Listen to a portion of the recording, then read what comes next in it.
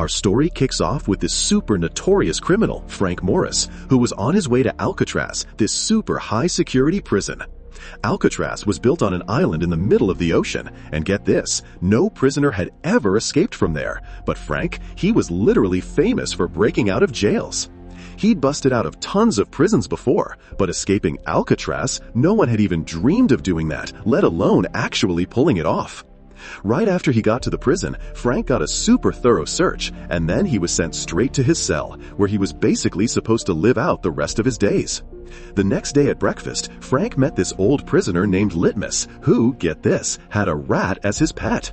While chatting with Litmus, Frank spotted another prisoner, Wolf, who was totally bugging him, but Frank just ignored him and kept talking to Litmus, and soon after, he got called to the warden's office for a briefing where the warden totally laid down the law, warning him not to even think about escaping because countless guys like him had come and gone. Yet, no one had ever escaped. And during this very speech from the warden, Frank secretly swiped a nail clipper from his room. It was a super tiny thing, but he knew even a small item could be super useful in a prison like this. So as soon as he got back to his cell, Frank hid that nail clipper inside his Bible. A little later, during a group shower, Wolf came up to Frank again and started bugging him once more. But this time, Frank was not in the mood to ignore him, so he grabbed Wolf and totally started beating him up. And that whole incident seriously built his rep inside the prison, so after that, nobody messed with him for no reason. Slowly but surely, the prison library became Frank's second home, and that's where he met English, the jail's librarian.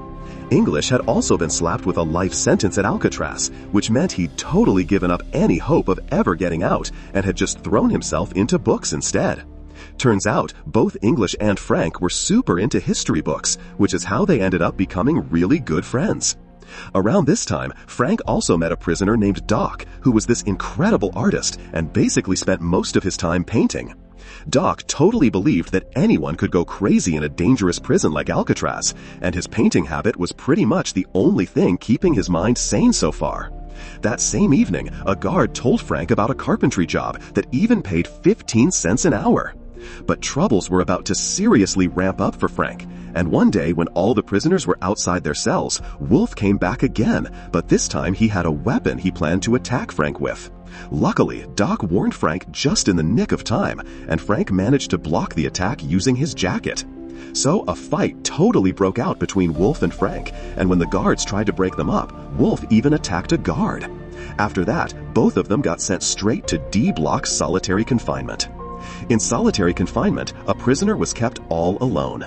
It was basically a cage where no prisoner ever wanted to go, and now Frank had to be stuck in this cage just because he was defending himself, which totally made him furious.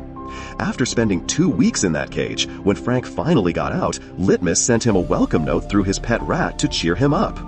After he got back, Frank also became friends with his neighbor, Charlie, who was doing time for this massive theft. And Charlie told Frank he super regretted trying to escape by crossing the border because that one mistake just made his crime even worse. The very next day, the warden decided to do a surprise inspection of the prison, and during it, he spotted his own picture in a prisoner's cell, which he totally loved at first, but then in the very next second, he ordered all of Doc's paintings to be removed from the jail, and this decision completely crushed Doc inside because his paintings were literally the only thing he lived for. He absolutely adored every single one he created. Frank tried to explain to Doc like a million times, "It's okay, man, they were just paintings, you still gotta live here, right?" But Doc just couldn't snap out of that shock. And one day during his shift, Doc's 3 fingers got cut off, which was basically his way of rebellion against the warden. As soon as that happened, the guards immediately messaged to call for doctors, and meanwhile, Frank just stood there silently, only watching Doc. That same night, as Frank was chilling in his cell, he spotted a cockroach crawling out of a vent, and seeing that, Frank suddenly realized maybe this vent was a secret pathway to an exit door. Then English told him that the warden had actually taken down all the paintings because he didn't like how his own picture looked. The next time Frank was eating, he met 2 brothers, John and Clarence, who recognized him from an old jail visit. As they chatted, they were talking about how impossible it was to escape this prison, since it was completely surrounded by water, and according to them, they were stuck there for life. But their chat sparked a brand new idea in Frank's head, and now Frank wanted to make history. He wanted to be the first person to ever escape from this prison. That very night, Frank started scraping away the cement around a nail in his cell using a nail clipper he swiped from the warden's office. Whenever he heard the guard's footsteps, he'd quickly hide the nail clipper in his Bible and pretend to read it so no one would get suspicious. Over time, his hard work started to pay off, and slowly, the cement around the grill began to weaken. Meanwhile, during visiting hours, when English and Charlie went to see their families, English was super hesitant to talk to his daughter because she had grown up so much while he was gone. He really regretted missing out on her childhood. During his visit with his wife, Charlie found out his old mom's health was getting worse. The doctor said she only had a few months left, and this really sparked a strong desire in Charlie to escape. The next morning at breakfast, Frank laid out his prison escape plan to John and Charlie. Frank explained that the salty water and air had really weakened the prison building, so they could scrape away the cement and pull out the ventilation grills. After that, they'd go through those grills to reach the pipeline and escape from there. But one big problem still remained. They'd get out of jail, but how would they cross the ocean? Frank then said that Clarence worked in the prison's clothing department, so he could sneak out raincoats and some rubber cement little by little. With all that stuff, I know how to make a lifeboat and life jackets. Trust me on this. Everyone loved Frank's plan, and they all decided to team up and work on it together. That night, Frank was scraping cement in his cell like usual, and this time Charlie was with him, keeping watch outside his cell so no guard would catch on to their plan. Frank was making progress, but since the nail clipper was so small, it was taking forever and was super tiring to use. The nail clipper wasn't even very sharp, so he had to push really hard. Because of this, Frank ended up with a lot of cuts on his hand, which were really bugging him. So, the next morning, he told everyone about the problem, and they all agreed they needed a bigger, stronger tool. But then Frank's eyes landed on his spoon, and he immediately rubbed it on his shoe to make it all dirty. After that, he called a guard over and complained that his spoon was dirty. The others joined in, asking the guard to replace their spoons too. The guard didn't think anything was wrong and easily agreed to swap their spoons. As soon as they got to the front desk to trade them in, John started chatting up the guard, and Frank quickly took advantage of the distraction to slip an extra spoon into his pocket. That wasn't quite enough for him though, so he gathered the rest of the supplies from Litmus in exchange for his 20 days worth of sweets. After that, Frank melted the spoon and combined it with the nail clipper and a coin to create a brand new tool. This new tool proved way more effective than the nail clipper.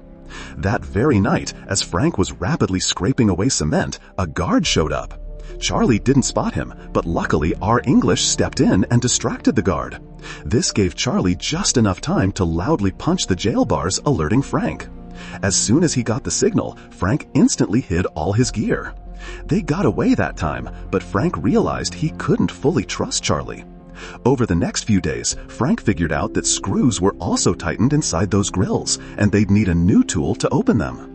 Whenever Frank got a chance to go outside, he would quietly dump the cement he removed from the grill. Meanwhile, Frank secretly crafted a small tool at the carpentry shop, and to get it out past the metal detector, he held a rusty piece of metal in his hand. So when the alarm went off, Frank handed that rusty piece to the guard while his actual tool was hidden in his shoes. As soon as he reached his cell, Frank used the tool to open the grill, revealing a network of pipelines that could potentially be their path to freedom. But Frank knew they needed much more solid planning, which is why they decided to make dummy heads to trick the guards. They immediately started gathering supplies, with John's job being to collect hair from the barber shop. Charlie was in charge of getting the paint, and Frank, with English's help, gathered a lot of newspapers, and as soon as they had everything, Frank immediately got to work. First, he mixed the newspapers with the cement from the wall to create a human skull framework on which he would apply paint and hair. They were going to use these to trick the guards.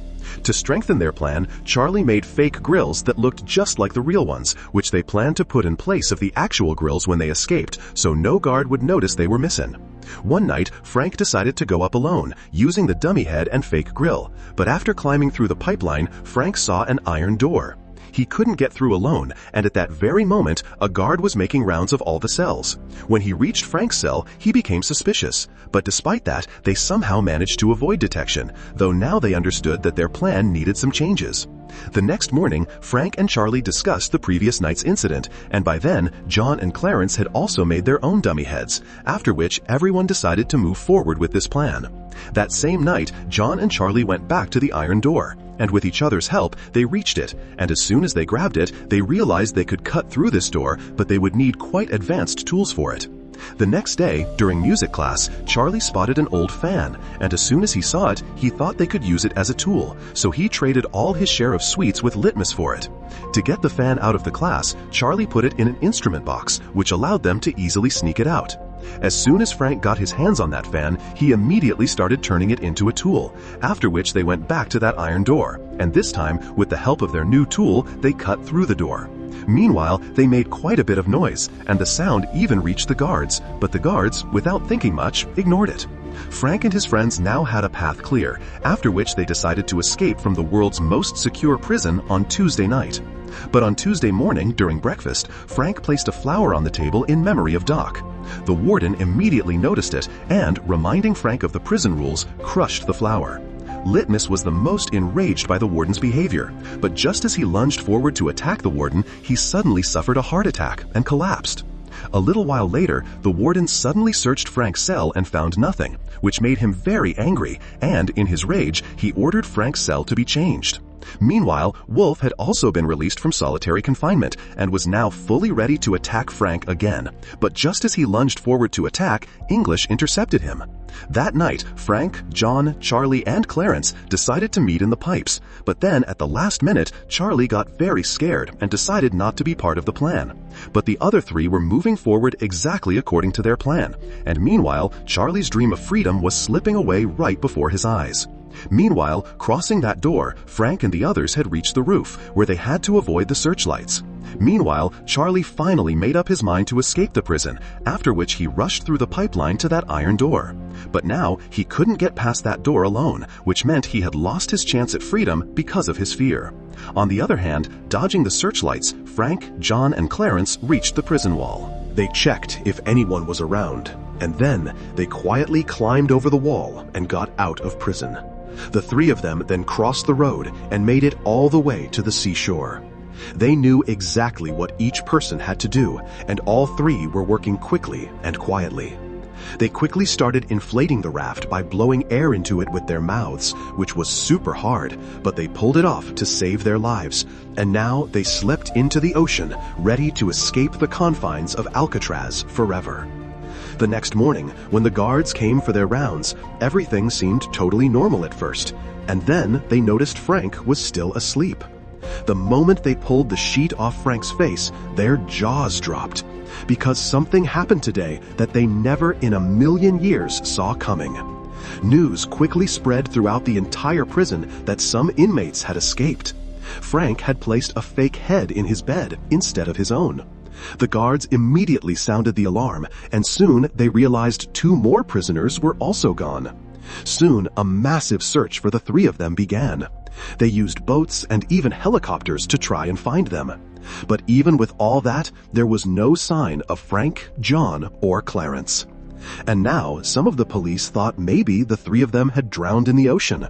But deep down, the warden knew they had actually made it out, successfully breaking free from what was considered the world's most secure prison. But the warden also had to protect the prison's reputation, so he publicly declared them dead to the world. But honestly, nobody really bought what the warden was saying. This is a true story, and because of it, Frank became famous worldwide as the Alcatraz escape genius. For a whole year, a secret search operation was run, but they never found any bodies, which basically meant they totally got away with it.